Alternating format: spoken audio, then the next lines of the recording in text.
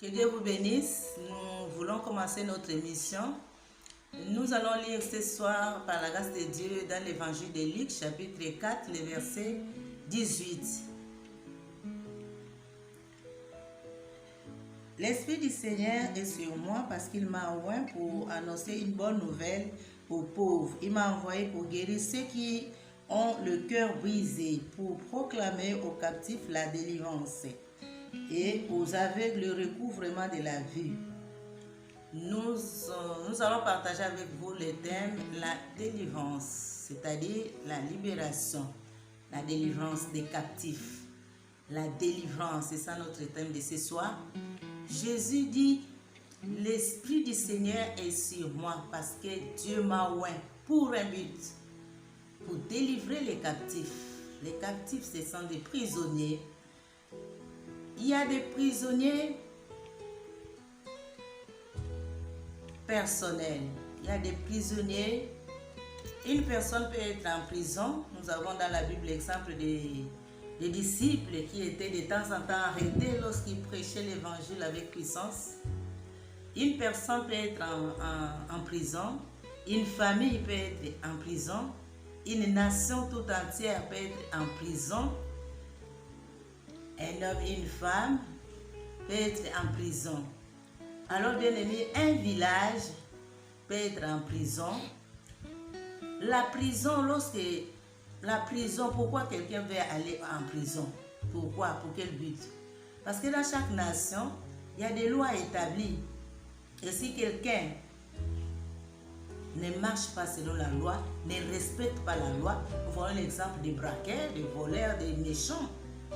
Ce qui trouble la paix dans la nation, on peut l'arrêter pour aller lui juger et il peut être condamné.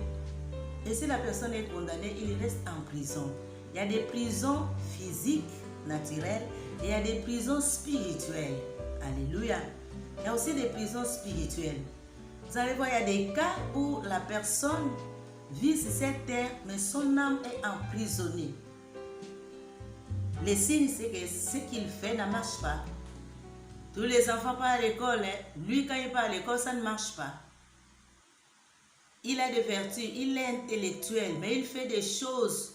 Vous allez voir comme des gens responsables qui vont aller violer sa propre fille. C'est que son âme est manipulée, il est en prison. Voilà pourquoi nous disons qu'il y a des prisons spirituelles. Et qu'est-ce qui se passe? Lorsque l'ennemi te prend comme captif, tu peux être là, un intellectuel, un homme élevé en dignité, tu peux être là, intelligent, mais tu fais des erreurs répétées, tu commets des bêtises que les gens sont même étonnés. Ou bien ta santé, une partie de ton corps peut être en prison. Par exemple, les femmes qui n'enfantent pas, elles sont stériles, la stérilité secondaire ou primaire, son ventre est emprisonné, son corps est emprisonné, ou bien les pauvres bébés peuvent naître avec un handicap. C'est ça. Alors ici, Jésus dit, nous sommes dans l'évangile de Luc, chapitre 4, le verset 18. Il dit, il m'a envoyé pour guérir ceux qui ont le cœur brisé, pour proclamer aux captifs la délivrance. Par la grâce de Dieu, nous avons un sauveur qui a reçu un mandat pour accorder la délivrance à ceux qui sont emprisonnés. Comment est-ce qu'on peut être aussi emprisonné spirituellement lorsqu'on pêche? Le péché, la définition du péché, c'est la transgression de la loi spirituelle. Lorsque Adam et Ève ont péché, nous voyons ils ont perdu la présence de Dieu qui est le jardin d'Éden. Ils sont restés dans le compte de Satan. Toute personne qui vit dans le péché est sous la loi de l'ennemi. La personne est emprisonnée et nous sommes séparés de Dieu. Voilà pourquoi Dieu, ayant vu l'humanité tout entière, parce que dans Romains 3, 23, il est écrit « Tous ont péché », nous allons lire Romains 3, 23.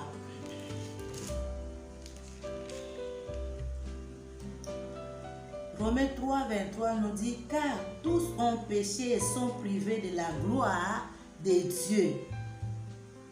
Et ils sont gratuitement justifiés par la grâce par le moyen de la rédemption qui est en Jésus-Christ. Tous ceux qui nous naissons avec le péché adamique au travers de nos ancêtres Adam et Ève, ils avaient péché, ces couples avaient péché et Dieu avait maudit la terre. Et lorsque nous sortons dans cet état du péché. Voilà pourquoi Dieu dans son amour envoie Jésus-Christ, alléluia, pour venir libérer les personnes emprisonnées par les diables. Alléluia. Nous allons voir quelqu'un qui prend son salaire à la fin du mois, direction les bars. Il va tout finir, mais à la maison, les enfants n'ont pas le pain. Sa tête est emprisonnée. Sa mémoire est dans la captivité.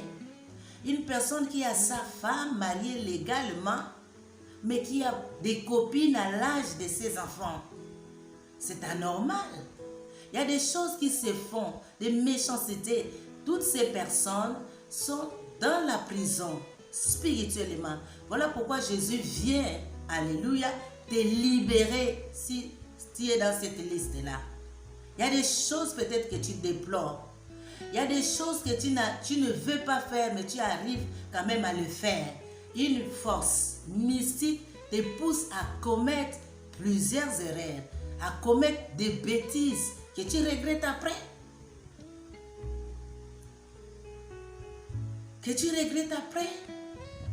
as de l'argent, tu as des projets, mais tu n'arrives pas à réaliser tes projets. Tes finances peuvent être emprisonnées. Tes biens peuvent être emprisonnés. Tes enfants peuvent être emprisonnés. Tu vois les enfants des autres. Aujourd'hui, nous voyons, c'est le résultat des bacs. Et dans chaque famille, il y a la joie où les enfants étaient en terminale. Mais tes enfants n'arrivent même pas en terminale. Et pourtant, tu as des moyens pour les remettre à l'école. Tu les aimes. Tu les gâtes même. Ils ont tout, mais ils n'arrivent pas à bien apprendre. Les enfants là peuvent être emprisonnés, peuvent être manipulés par l'ennemi. Nous avons cet exemple-là où un couple béni, merveilleux dans les jardins, les diables les a mis hors de la présence de Dieu. Le péché, c'est la transgression de la loi. Lorsqu'on transgresse la loi de Dieu, nous nous retrouvons dans le péché. Et le péché peut occasionner des maladies incurables, des maladies mystiques, des maladies où le médecin peut dire, là, vraiment, il faut aller chez les Noirs. Et chez les Noirs, d'autres Nganga aussi disent la vérité que ça là, il faut prier. Il y a des cas comme ça où les médecins sont limités, où les Nganga sont limités. Il n'y a que Jésus-Christ de Nazareth qui dit, je suis venu pour accorder la délivrance. Alléluia. Donc il n'y a que Jésus, lorsque nous lui ouvrons le cœur, tous ont péché et sont privés de la gloire de Dieu, de la paix divine. Beaucoup sont instables spirituellement. Tu vas voir avec des belles voitures. Toutes les semaines, ils sont en vacances. Quand nous regardons l'extérieur, nous pouvons les envier. Mais ils n'ont pas la paix. Il faut aller se laver dans les océans pour avoir la paix. Il faut aller dans les carrefours, jeter les œufs pour avoir la protection. Bien-aimé, le diable a emprisonné beaucoup de gens. Le péché peut faire en sorte que tu deviens paralysé. Le péché peut faire en sorte que ton affaire devienne paralysée, que ton foyer devienne paralysé, que tes études deviennent paralysées. Donc, mais il y a la solution. Gloire à Dieu. La bonne nouvelle est que quelqu'un a laissé sa gloire, a laissé son Père, a accepté de s'humilier, de porter la croix pour que tu sois délivré. Et il ne délivre pas en partie. Tous ont péché et sont privés de la présence de Dieu, de la paix de Dieu, de la joie de Dieu. Tous ont péché. Lorsque quelqu'un dans le péché, il est privé du bonheur. Alléluia. Il est privé de la bénédiction que Dieu a donnée à l'homme dans Genèse. Il est privé de la présence de Dieu. Tous ont péché et sont privés de la gloire de Dieu. Mais le verset 24 nous dit, et ils sont gratuitement justifiés par la grâce, par le moyen de la rédemption qui est en Jésus-Christ. Vient nous accorder la rédemption, c'est-à-dire la délivrance, le rachat. Toute personne qui se retrouve limitée, bloquée, qui a tourné en rond, qui a cherché la délivrance chez le noir, chez les médecins, qui ne trouve pas la solution, tourne vers l'Éternel parce que Jésus est venu nous justifier d'abord par rapport au péché. Jésus vient nous justifier. Lorsque nous venons au Seigneur Jésus-Christ, nous sommes délivrés. Ils sont gratuitement justifiés. Vous voyez que quand, naturellement, lorsqu'on a condamné quelqu'un pour aller en prison, 50 ans, 20 ans, 30 ans, mais qu'un avocat dit, quelqu'un vient pour dire, non, moi je paye la caution. La personne est quitte. C'est Jésus qui a tout payé à la croix pour nous justifier malgré la condamnation du péché.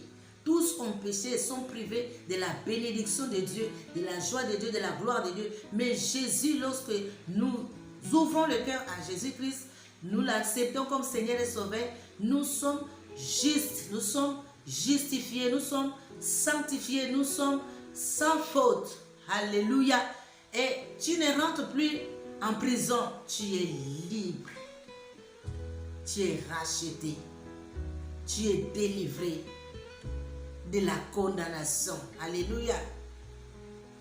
Alléluia. Donc, bien-aimé, ça c'est la bonne nouvelle. La délivrance ne vient pas parce qu'on prie, parce qu'on part à l'église, parce que j'ai un pasteur, parce que je suis l'enfant du pasteur. Non, la délivrance est acquise par Jésus-Christ. Jésus-Christ est la porte de la délivrance. Jésus-Christ est l'auteur de la délivrance. Et si tu veux être délivré, il faut simplement décider d'ouvrir ton cœur à celui qui justifie. D'ouvrir ton cœur et Jésus-Christ, premièrement, te pardonne tous tes péchés. Quelles que soient les erreurs, quelles que soient les bêtises, quel que soit tout ce que tu as fait, tu es braqueur, tu es violeur, tu es voleur, tu es sorcier, sataniste. Lorsque tu viens en Jésus-Christ, la Bible déclare dans Romains, nous prenons Romains 8, le verset 1. On dit, nous allons lire 1 et 2. Il n'y a donc maintenant aucune condamnation pour ceux qui sont en Jésus-Christ. Le péché nous condamne, alléluia, à la mort, à la séparation avec Dieu. Le péché nous prive la gloire de Dieu. Le péché nous conduit à des maladies bizarres. Parce que le diable nous prend comme ses victimes. Le diable nous maltraite, il nous chicote parce que nous sommes sans Dieu, nous sommes sans Christ, nous sommes sans Sauveur. Mais lorsque tu viens à Jésus-Christ, plus de condamnation. Il y a donc maintenant, quand tu reçois Jésus-Christ, maintenant, aujourd'hui, la bonne nouvelle est que tu ne seras plus condamné à des maladies bizarres.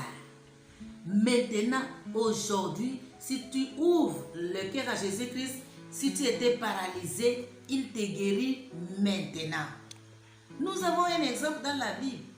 Jésus prêchait quelque part dans une maison et la foule était jusque dehors. Mais il y a des personnes, des amis qui avaient la foi, ils ont amené leurs malades, les paralytiques, dans cette place. Il n'y avait même pas la place, ils ont percé le toit. Et quand ils ont fait descendre cette malade, cette paralytique, Jésus, avant de les guérir, Jésus a dit quoi? Tes péchés te sont pardonnés. C'est pour dire que la cause de la paralysie, c'était le péché. Avant que Jésus lui dise, lève-toi et marche, il dit, tes péchés. Donc, les péchés peuvent te conduire à être paralysé. Les péchés peuvent paralyser toute la famille, paralyser le couple. Nous voyons à cause du péché, du mensonge, d'adultère, il y a des divorces aujourd'hui multipliés. 1 Un homme va aller voler même en cachette, mais les démons vont le suivre pour disperser, détruire la famille. Donc le péché conduit à la paralysie, le péché conduit à la mort, le péché conduit à la confusion, au trouble, au tourment. Mais maintenant, lorsque nous recevons Jésus-Christ, tu ne seras plus jamais condamné. Tu ne seras plus jamais envoûté. Tu ne seras plus jamais enchaîné. Un prisonnier, c'est qui? C'est celui qui n'est pas libre de décider. Lorsque quelqu'un est en prison, il est enchaîné. Lorsque quelqu'un est en prison, il est limité. Lorsque quelqu'un est en prison, il ne peut pas faire des affaires. Il ne peut pas voyager. Il est sous surveillance. 24 heures sur 24. Un prisonnier est condamné. Un prisonnier ne peut pas décider. Donc, lorsque ta vie est emprisonnée, lorsque ta famille est en prison, lorsque ta vie, lorsque ta santé, lorsque tes finances, il faut un juge, un vrai juge pour t'aider. Mais Jésus vient pour te justifier. Jésus vient pour t'accorder la délivrance. Alléluia. Il y a maintenant, il y a aujourd'hui. Si tu te décides aujourd'hui, tu décides maintenant pour dire, Seigneur, je suis fatigué. Mais voici, prends ma vie. J'ai dirigé seul ma vie. Le péché, c'est diriger seul sa vie. C'est faire sa propre volonté au lieu de faire la volonté de Dieu. Tu fais des choses. Tu fais ta volonté. Tu fais comme tu veux. Tu as détruit beaucoup de foyers. Tu as détourné beaucoup de fonds de la société, de l'État. Tu as cassé beaucoup de maisons. Tu as détruit beaucoup de foyers. Tu as troublé des vies. Tu as violé beaucoup de jeunes filles. Mais tout ça là, lorsque tu viens à Jésus-Christ, il te pardonne tous tes péchés là. Tu ne seras plus condamné à la mort. Tu ne seras plus emprisonné. Jésus vient pour prendre notre part parce qu'il sait qu'il y a une force qui nous dépasse. Jésus vient prendre ta part parce qu'il sait que c'est l'ennemi qui t'a emmené en prison. Mais lui, il vient pour te racheter par son sang. C'est ça la rédemption. C'est le rachat. Il te rachète et il te pardonne tous tes péchés. Et tu deviens une nouvelle personne. Et il t'accorde un cœur nouveau. Tu verras que l'Esprit du Seigneur viendra sur toi. Cet Esprit du Seigneur qui était sur Jésus-Christ, quand il descendra sur toi, alléluia, tu ne pourras plus reculer dans les choses que tu faisais avant. Parce que tu dis que c'est impossible. Jusqu'à présent, tu n'as jamais pris pour dire, moi qui est alcoolique, est-ce que je peux changer? Moi, j'ai tué beaucoup des enfants des autres. Est-ce que je peux changer? Moi, j'ai beaucoup de fétiches. Si j'abandonne, est-ce que je peux vivre? Tu peux changer par la grâce de Dieu. Parce que Jésus, lorsqu'il vient en toi, il vient avec son esprit de sainteté, l'esprit du Seigneur. 1 Jean chapitre 1 Jean 4 dit, celui qui est en nous est plus fort que celui qui est dans le monde. Donc le Saint-Esprit qui a ressuscité Jésus-Christ dans le monde peut te ressusciter dans cette mort spirituelle, et tu peux devenir une nouvelle personne parce qu'il va t'accorder un nouveau cœur, il va t'accorder la paix, il va t'enseigner comment marcher. Et la parole de Dieu qui a une puissance va t'accorder tous les jours la sanctification, tous les jours tu seras éclairé, tous les jours tu seras enseigné et nous pouvons t'encadrer. Tu verras que les sorciers qui viennent à Jésus-Christ ne pourront jamais manger encore. Un brigand qui vient à Jésus-Christ change, il y a une transformation. Nous buvions, nous dormions dans les bars, mais aujourd'hui nous voici en train de proclamer Jésus. Donc Jésus t'accorde un cœur nouveau, Jésus t'accorde son Saint-Esprit qui est plus fort que les diables. Que Dieu vous bénisse. Nous voulons commencer notre émission. Nous allons lire ce soir par la grâce de Dieu dans l'évangile de Luc chapitre 4, le verset 18. L'Esprit du Seigneur est sur moi parce qu'il m'a envoyé pour annoncer une bonne nouvelle aux pauvres. Il m'a envoyé pour guérir ceux qui ont le cœur brisé, pour proclamer aux captifs la délivrance et aux aveugles le recouvrement de la vue. Nous allons partager avec vous le thème la délivrance, c'est-à-dire la libération. la délivrance des captifs. La délivrance, c'est ça notre thème de ce soir. Jésus dit, l'Esprit du Seigneur est sur moi parce que Dieu m'a oint pour un but, pour délivrer les captifs. Les captifs, ce sont des prisonniers. Il y a des prisonniers personnels. Il y a des prisonniers. Une personne peut être en prison. Nous avons dans la Bible l'exemple des disciples qui étaient de temps en temps arrêtés lorsqu'ils prêchaient l'évangile avec puissance. Une personne peut être en prison. Une famille peut être en prison. Une nation tout entière peut être en prison. Un homme et une femme peut être en prison. Alors, bien aimé, un village peut être en prison. La prison, pourquoi quelqu'un veut aller en prison? Pourquoi? Pour quel but? Parce que dans chaque nation, il y a des lois établies. Et si quelqu'un ne marche pas selon la loi, ne respecte pas la loi, nous voyons l'exemple des braqueurs, des voleurs, des méchants. Ce qui trouble la paix dans la nation, on peut l'arrêter pour aller le juger et il peut être condamné. Et si la personne est condamnée, il reste en prison. Il y a des prisons physiques, naturelles, et il y a des prisons spirituelles. Alléluia. Il y a aussi des prisons spirituelles. Vous allez voir, il y a des cas où la personne vit sur cette terre, mais son âme est emprisonnée. Les signes, c'est que ce qu'il fait ne marche pas. Tous les enfants partent à l'école. Lui, quand il part à l'école, ça ne marche pas. Il a des vertus, il est intellectuel, mais il fait des choses. Vous allez voir comme des gens responsables qui vont aller violer sa propre fille. C'est que son âme est manipulée, il est en prison. Voilà pourquoi nous disons qu'il y a des prisons spirituelles.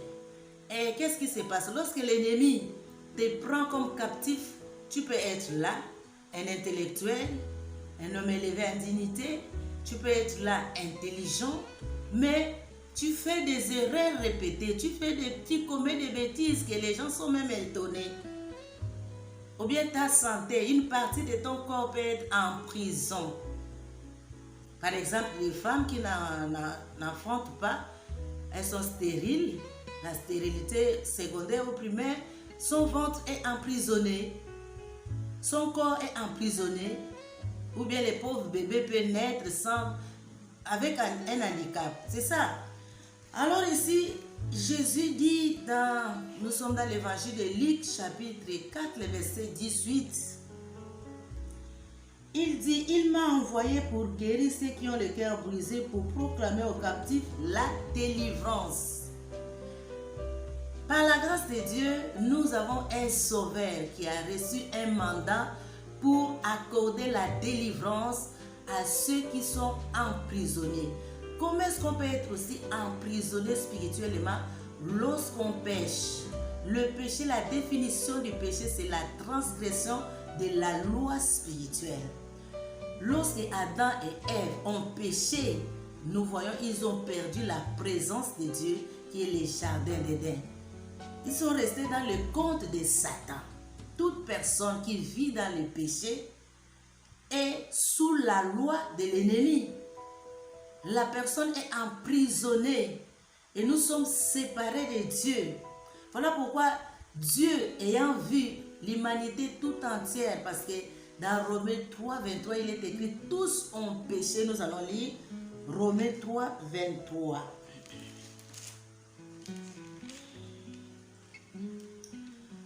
Romains 3, 23 nous dit « Car tous ont péché et sont privés de la gloire de Dieu.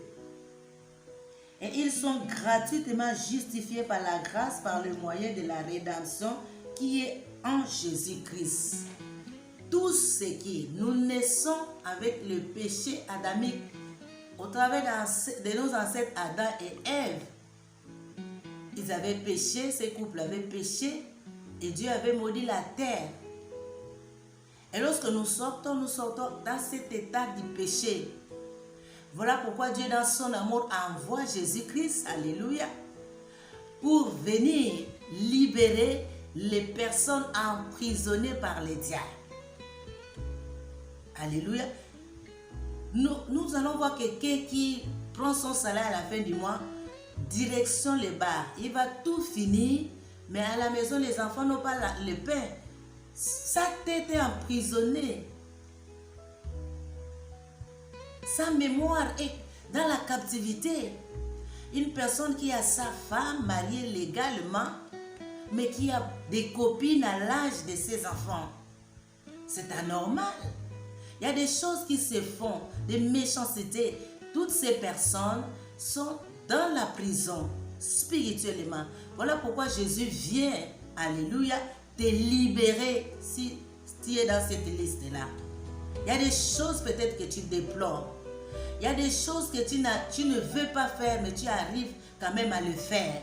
Une force mystique te pousse à commettre plusieurs erreurs, à commettre des bêtises que tu regrettes après. Que tu regrettes après. Tu as de l'argent, tu as des projets, mais tu n'arrives pas à réaliser tes projets. Tes finances peuvent être emprisonnées. Tes biens peuvent être emprisonnés. Tes enfants peuvent être emprisonnés. Tu vois les enfants des autres. Aujourd'hui, nous voyons, c'est le résultat des bacs. Et dans chaque famille, il y a la joie où les enfants étaient en terminale. Mais tes enfants n'arrivent même pas en terminale. Et pourtant, tu as des moyens pour les remettre à l'école. Tu les aimes. Tu les gâtes même. Ils ont tout, mais ils n'arrivent pas à bien apprendre. Les enfants là peuvent être emprisonnés, peuvent être manipulés par l'ennemi. Nous avons cet exemple-là où un couple béni, merveilleux dans les jardins, les diables les a mis hors de la présence de Dieu. Le péché, c'est la transgression de la loi. Lorsqu'on transgresse la loi de Dieu, nous nous retrouvons dans le péché. Et le péché peut occasionner des maladies incurables, des maladies mystiques, des maladies où le médecin peut dire, là, vraiment, il faut aller chez les Noirs. Et chez les Noirs, d'autres Nganga aussi disent la vérité que ça là, il faut prier. Il y a des cas comme ça où les médecins sont limités, où les Nganga sont limités. Il y a que Jésus-Christ de Nazareth qui dit, je suis venu pour accorder la délivrance. Alléluia. Donc il y a que Jésus, lorsque nous lui ouvrons le cœur, tous ont péché et sont privés de la gloire de Dieu, de la paix divine. Beaucoup sont instables spirituellement. Tu vas voir avec des belles voitures. Toutes les semaines, ils sont en vacances. Quand nous regardons l'extérieur, nous pouvons les envier. Mais ils n'ont pas la paix. Il faut aller se laver dans les océans pour avoir la paix. Il faut aller dans les carrefours, jeter les œufs pour avoir la protection. Bien-aimé, le diable a emprisonné beaucoup de gens. Le péché peut faire en sorte que tu deviens paralysé. Le péché peut faire en sorte que ton affaire devienne paralysée, que ton foyer devienne paralysé, que tes études deviennent paralysées. Donc, mais il y a la solution. Gloire à Dieu. La bonne nouvelle est que quelqu'un a laissé sa gloire, a laissé son Père, a accepté de s'humilier, de porter la croix pour que tu sois délivré. Et il ne délivre pas en partie. Tous ont péché et sont privés de la présence de Dieu, de la paix de Dieu, de la joie de Dieu. Tous ont péché. Lorsque quelqu'un dans le péché, il est privé du bonheur. Alléluia. Il est privé de la bénédiction que Dieu a donnée à l'homme dans Genèse. Il est privé de la présence de Dieu. Tous ont péché et sont privés de la gloire de Dieu. Mais le verset 24 nous dit, et ils sont gratuitement justifiés par la grâce, par le moyen de la rédemption qui est en Jésus-Christ. Vient nous accorder la rédemption, c'est-à-dire la délivrance, le rachat. Toute personne qui se retrouve limitée, bloquée, qui a tourné en rond, qui a cherché la délivrance chez le noir, chez le médecin, qui ne trouve pas la solution, tourne vers l'Éternel parce que Jésus est venu nous justifier d'abord par rapport au péché. Jésus vient nous justifier. Lorsque nous venons au Seigneur Jésus-Christ, nous sommes délivrés. Ils sont gratuitement justifiés.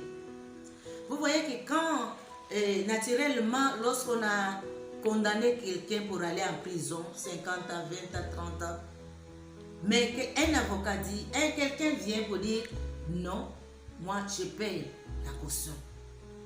La personne est quitte. C'est Jésus qui a tout payé à la croix pour nous justifier malgré la condamnation du péché. Tous ont péché et sont privés de la bénédiction de Dieu, de la joie de Dieu, de la gloire de Dieu. Mais Jésus, lorsque nous ouvrons le cœur à Jésus-Christ, nous l'acceptons comme Seigneur et Sauveur, nous sommes justes, nous sommes justifiés, nous sommes sanctifiés, nous sommes sans faute. Alléluia. Et tu ne rentres plus en prison, tu es libre. Tu es racheté.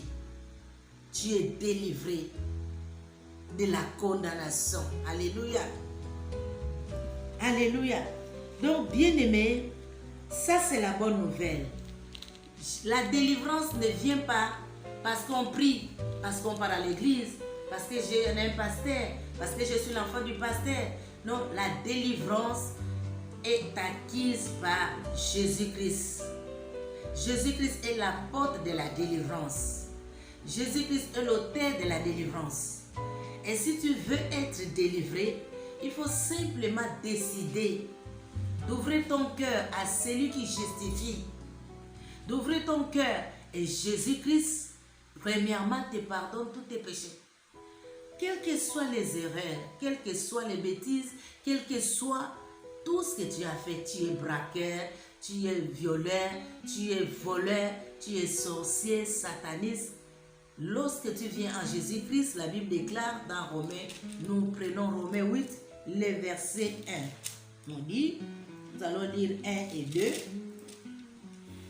Il n'y a donc maintenant aucune condamnation pour ceux qui sont en Jésus-Christ.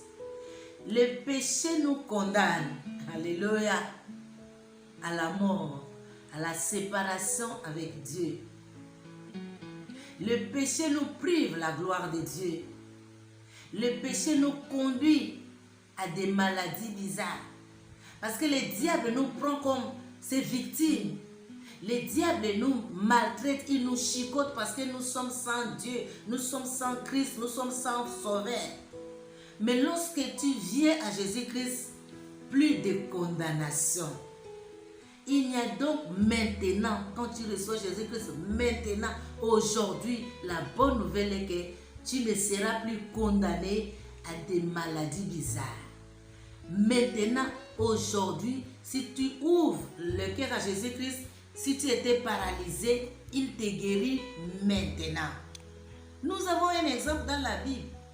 Jésus prêchait quelque part dans une maison et la foule était jusque dehors. Mais il y a des personnes, des amis qui avaient la foi, ils ont amené leurs malades, les paralytiques, dans cette place. Il n'y avait même pas la place, ils ont percé le toit.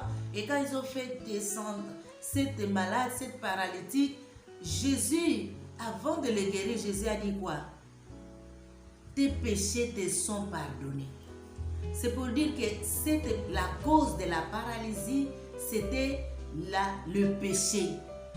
Avant que Jésus lui dise, lève-toi et marche, il dit, tes péchés. Donc, les péchés peuvent te conduire à être paralysé. Les péchés peuvent paralyser toute la famille, paralyser le couple. Nous voyons à cause du péché, du mensonge, d'adultère, il y a des divorces aujourd'hui multipliés. Un homme va aller voler même en cachette, mais les démons vont le suivre pour disperser, détruire la famille. Donc le péché conduit à la paralysie, le péché conduit à la mort, le péché conduit à la confusion, au trouble, au tourment. Mais maintenant, lorsque nous recevons Jésus-Christ, tu ne seras plus jamais condamné. Tu ne seras plus jamais envoûté. Tu ne seras plus jamais enchaîné. Un prisonnier, c'est qui? C'est celui qui n'est pas libre de décider. Lorsque quelqu'un est en prison, il est enchaîné. Lorsque quelqu'un est en prison, il est limité. Lorsque quelqu'un est en prison, il ne peut pas faire des affaires. Il ne peut pas voyager. Il est sous surveillance. 24 heures sur 24.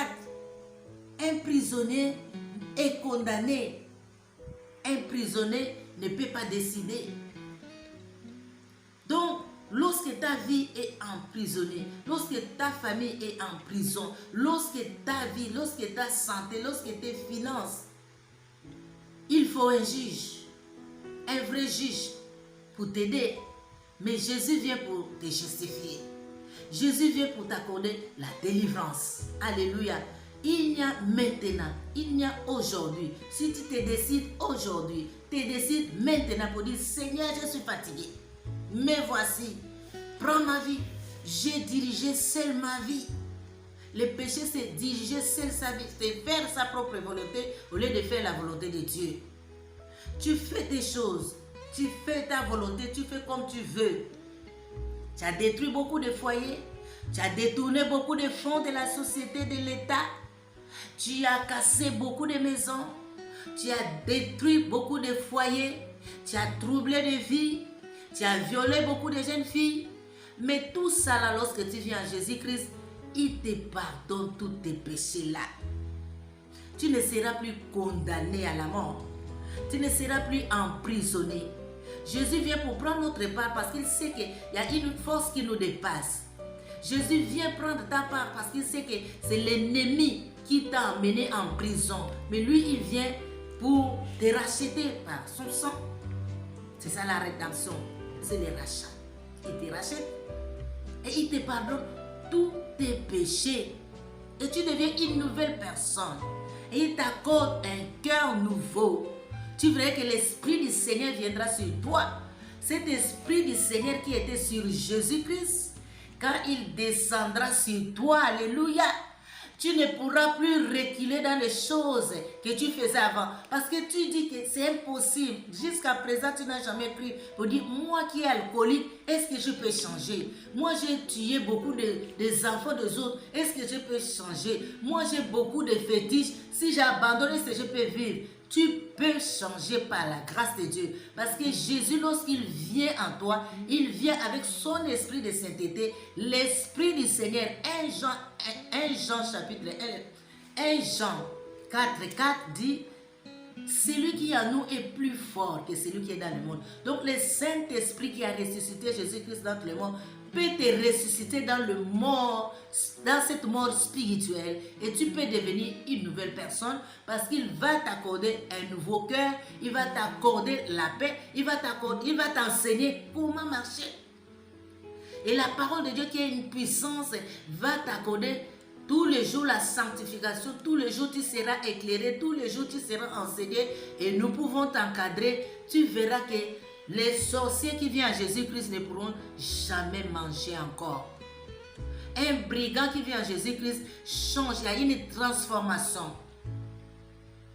Nous buvions, nous dormions dans les bars, mais aujourd'hui nous voici en train de proclamer Jésus. Donc Jésus t'accorde un cœur nouveau, Jésus t'accorde son Saint-Esprit qui est plus fort que les diables,